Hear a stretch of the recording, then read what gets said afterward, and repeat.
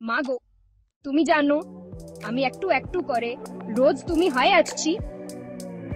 এই দেখো না, আমি এখন সবকিছু তোমার মতোই ভুলে কাঁদতে ভুলে আই, দুঃখ ভুলে আই পছন্দের রুম কিংবা খাবার।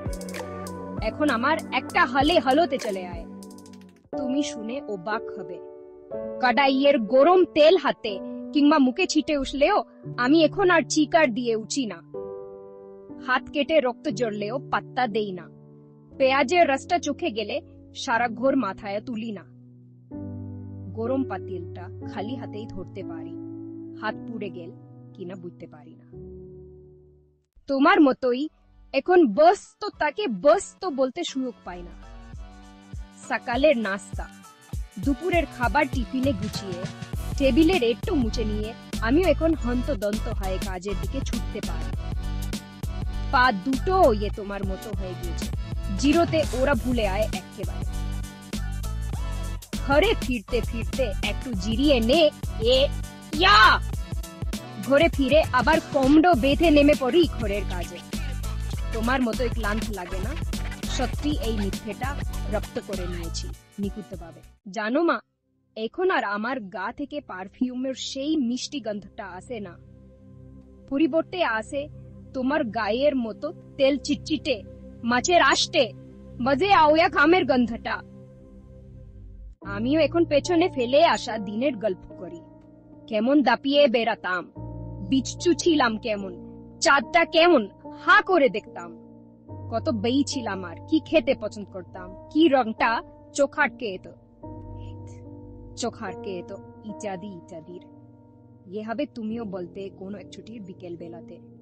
আচ্ছা মা, তোমারও কি তখন মনে হতো সেই ইতিহাসের পাতায় ফিরে এতে? এখানে সত্যিকার অর্থেই তুমি আছো।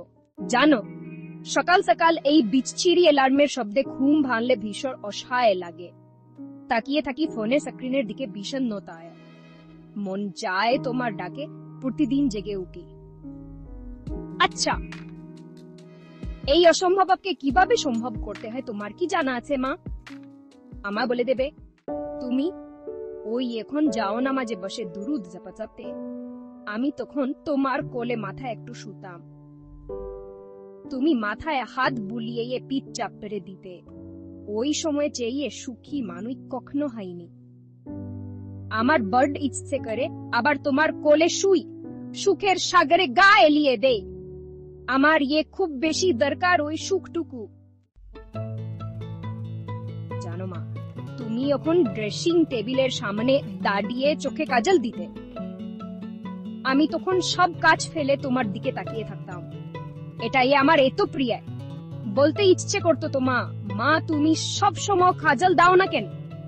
এখন বুঝি তুমি কেন তোমার প্রিয় কাজল দিতে ভুলে গেলে। যে মাগো, তোমায় কত কিছু বলতে ইচ্ছে করে, কিন্তু আমি কিছু বলতে পারি না তোমায়। এত লেখালেখি, অথচ তোমার লিখতে গেলি সাহসে আটকে আয়।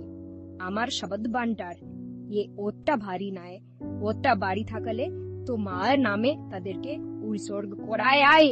তবু বলবো, তুমি আমার আস্ত একটা সুর।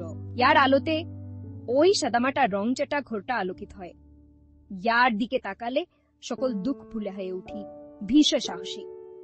ইয়ার উত্তাপে দুমড়ে মুচড়ে আওয়া আমিটা আবার মাথা চাড়া দিয়ে উঠি। তুমি আছো বলি ভুলে আই অবেলার ইয়াতনা, ঘুম না আসা রাত্রির শোক, মাথার বামও অস্থিরতা সব। শুধু তুমি আছো বলি এখনো বেঁচে আছি মা, এখনো বেঁচে আছি।